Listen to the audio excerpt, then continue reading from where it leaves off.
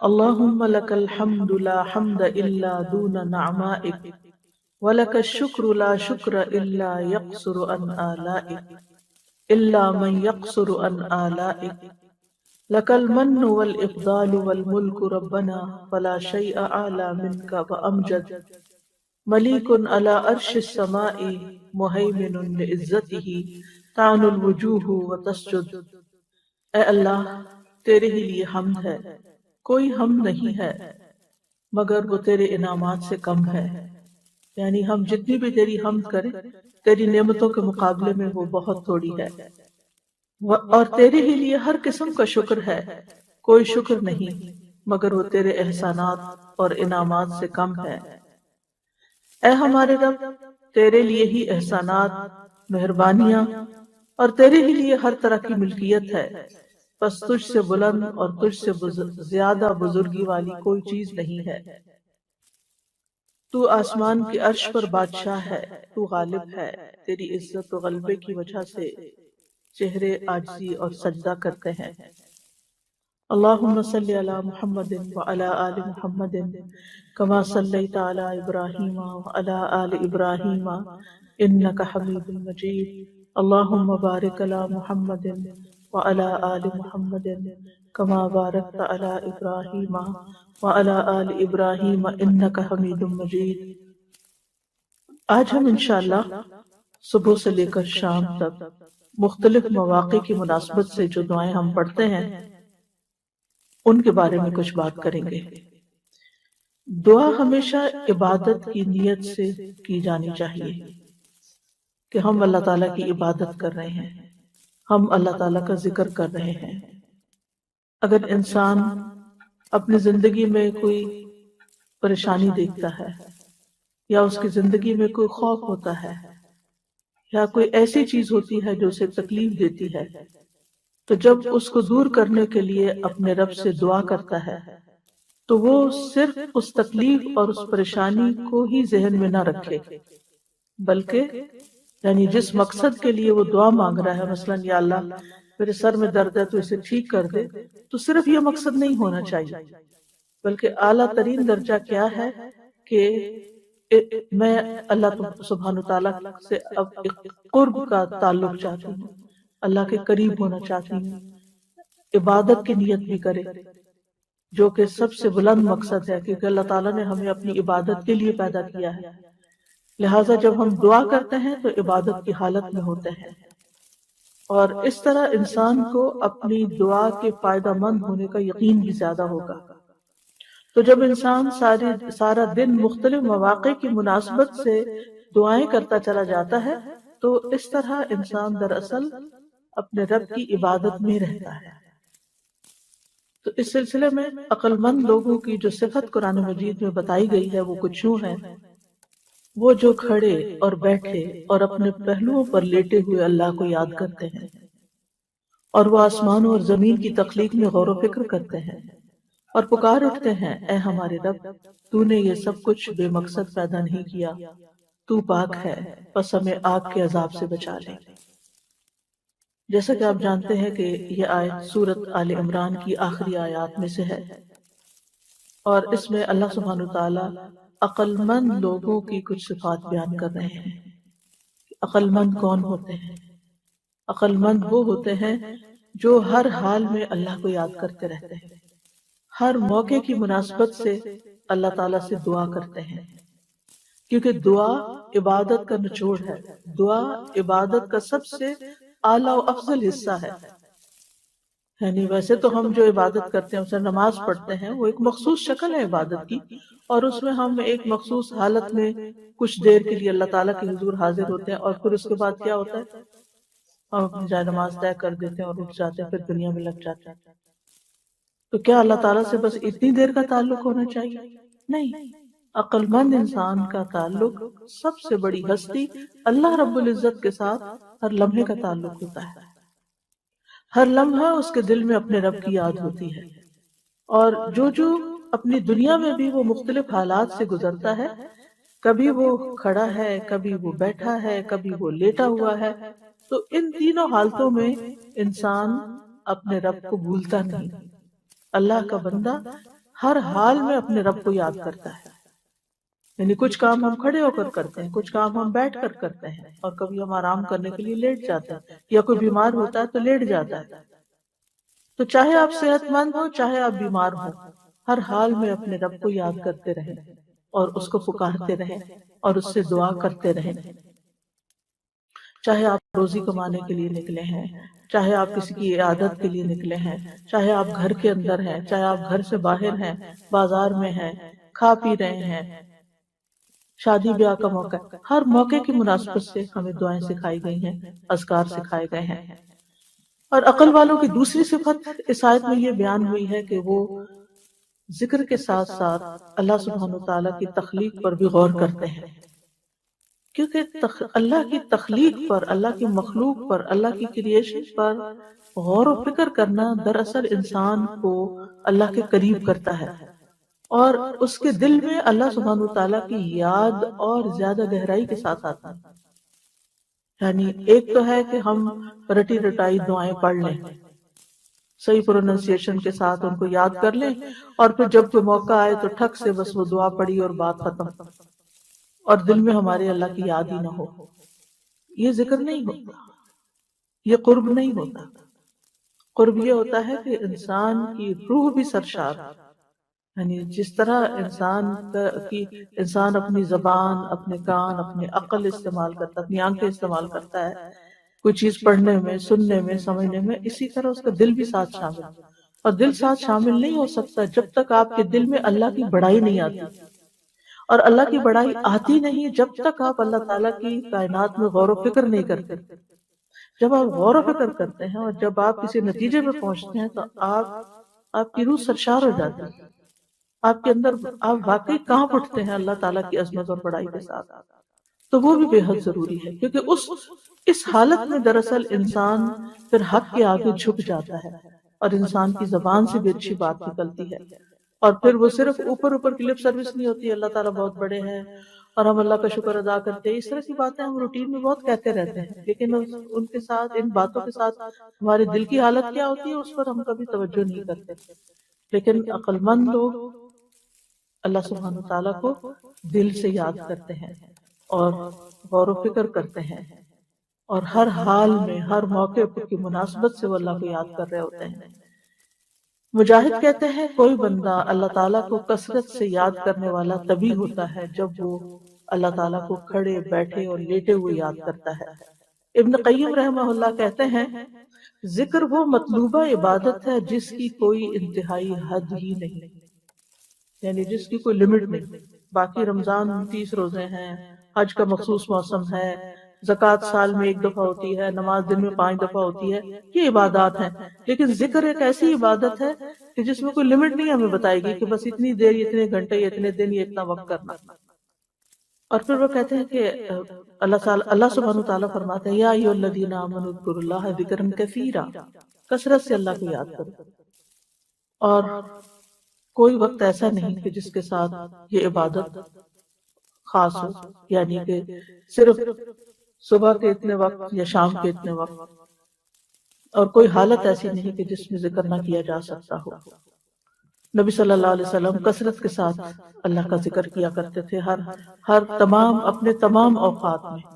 کان یذکر اللہ علی کل احیانہ، تمام اوقات میں ذکر کرتے. آپ بستر پر لیٹتے تو مسلسل ذکر کرتے رہتے تھے حتیٰ کہ آپ کی یعنی آنکھیں سو جاتی. اور پھر صرف ذکر ہی نہیں ہوتا تھا، غور و فکر بھی ہوتا تھا. اور غور و فکر کی اہمیت کا اندازہ آپ اسے لگا سکتے ہیں کہ صحابہ کرام کی عادت کیسی تھی. ام درداء سے پوچھا گیا کہ ابو درداء کا کیا حال تھا، یعنی ان کی عام عادت کیا تھی. انہوں نے کہا کہ اکثر وہ سوچوں میں غرق رہتے تھے، یعنی غور و فکر کیا کرتے تھے. ان سے پوچھا گیا کہ آپ کا کیا خیال ہے، کیا غور و فکر کرنا اعمال میں سے ایک عمل ہے، یعنی یہ بھی ہمارے اعمال میں شمار ہوگا؟ انہوں نے کہا ہاں، یہ ایک ایسا عمل ہے جس سے یقین حاصل ہوتا ہے. یعنی ایک تو ہے آپ ایمان لے آئے اللہ پر، اس کے رسولوں پر، کتابوں پر، جو آپ کو سکھایا گیا آپ نے سیکھ لیا، آپ نے شروع کر دیا. لیکن ایک یہ ہے کہ ایمان کا بھی ایک انتہائی درجہ ہوتا ہے، ٹاپ کا درجہ ہوتا ہے، اور وہ یقین ہوتا ہے، اور یہ اللہ تعالیٰ کی تخلیق پر غور کرنے سے ہی آتا ہے۔ ابن عون کہتے ہیں کہ غور و فکر کرنے سے غفلت ختم ہوتی ہے اور دل میں خشیت پیدا ہو جاتی ہے، جیسا کہ پانی کاشتکاری کے لیے نباتات اگاتا ہے، اسی طرح جتنا غم دلوں کو چمکاتے ہیں اتنا کوئی اور چیز دلوں کو نہیں چمکاتی، اور جتنا غور و فکر سے دل روشن ہوتے ہیں اتنا کسی اور چیز سے روشن نہیں ہوتے۔ یعنی غم سے انسان کا دل متاثر ہوتا ہے، چمکانے سے مراد یہاں پر پازیٹیو معنوں میں نہیں ہے، لیکن یہ کہ یعنی غم اندھیرا کر دیتے ہیں ایک طرح سے، اور ذکر جو ہے وہ ان میں روشنی پیدا کر دیتا ہے۔ یہ بغوی کا قول ہے۔ حسن بصری کہتے ہیں، یعنی امام بغوی نے اس کو ذکر کیا، قول تو ابن عون کا ہے۔ حسن بصری کہتے ہیں ایک گھڑی غور و فکر کرنا ساری رات کے قیام سے زیادہ بہتر ہے، کیونکہ اس میں انسان اللہ کے قرب کے فاصلے بہت تیزی سے طے کر لیتا ہے۔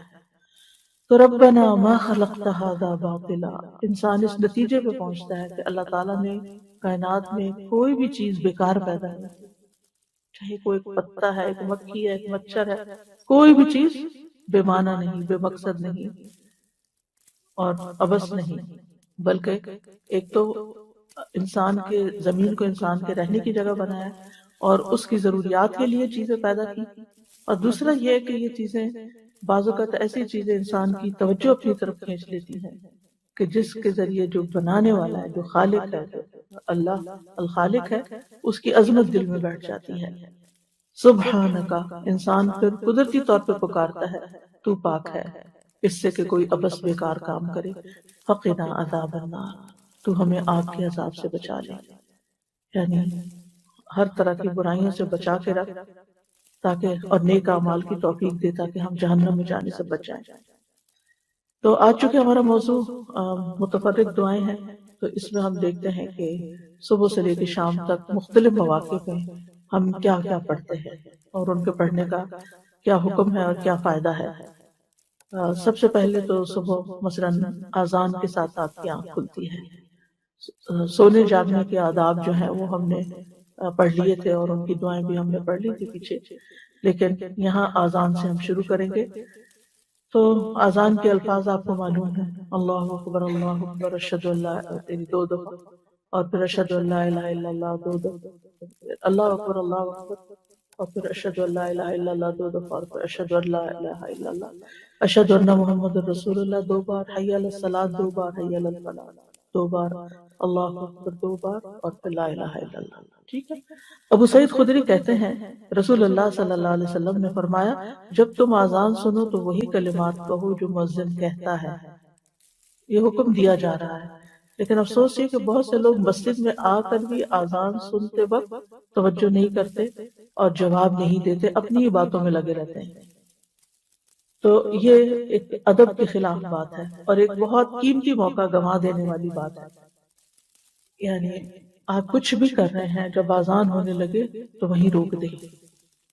اور دوسری حدیث سے پتہ چلتا ہے کہ حی علی الصلاح اور حی علی الفلاح جو ہے اس کا جواب لا حول ولا قوت الا باللہ ہے۔ ابو ہریرہ کہتے ہیں ایک مرتبہ ہم رسول اللہ صلی اللہ علیہ وسلم کے ساتھ وادی کے کسی بالائی حصے میں تھے کہ بلال رضی اللہ عنہ اذان دینے کے لیے کھڑے ہوئے۔ جب وہ اذان دے کر خاموش ہوئے تو رسول اللہ صلی اللہ علیہ وسلم نے فرمایا جو شخص بلال کے کہے ہوئے کلمات کی طرح دل کے یقین کے ساتھ یہ کلمات کہے، یعنی اس کے پیچھے پیچھے دہرائے، وہ جنت میں داخل ہوگا۔ کل ہم نے جنت کی تفصیلات پڑھی تھی اور وہ اعمال بھی پڑھے تھے جو جنت میں لے جانے والے ہیں، تو ان میں ایک عمل یہ بھی شامل کر لیجئے کہ آپ جب اذان سنیں تو دل کے یقین کے ساتھ ان کلمات کو دہرائیں۔ نہیں، کام تو ہاتھوں سے کام نہیں چھوڑنا چاہیے، کام نہیں چھوڑنا، لیکن یہ کہ توجہ ہونی چاہیے اور زبان سے جواب دینا چاہیے دل کے یقین کے ساتھ۔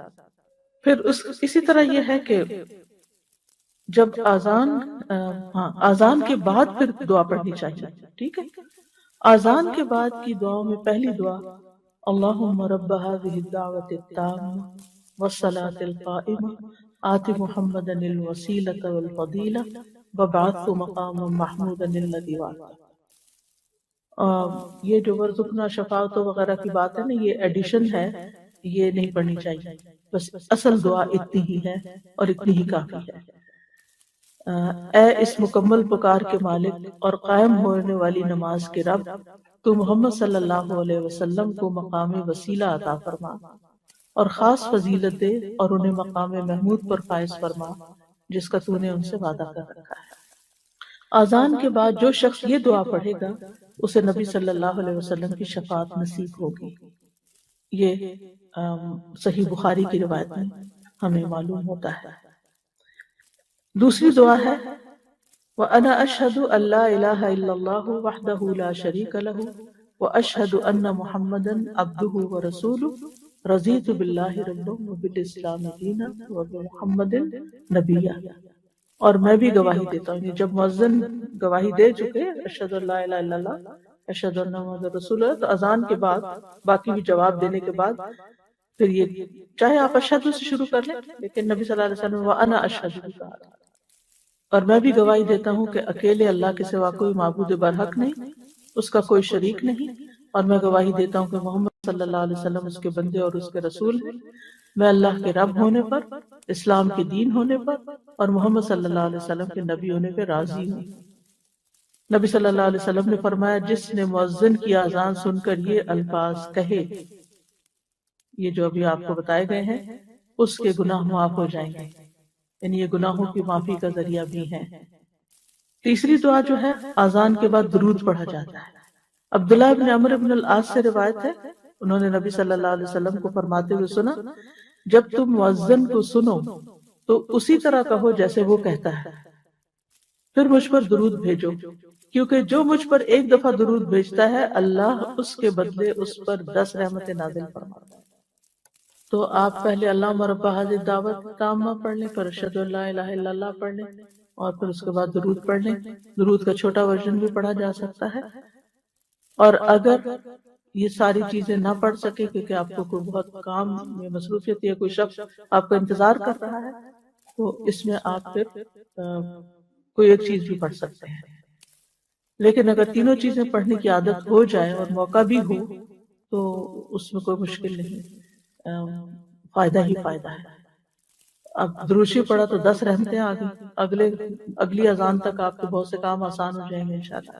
اللہ کی رحمت آ جائے تو ہر چیز آسان ہو جاتی ہے۔ رحمت ہی تو چاہیے ہر معاملے میں اس کی۔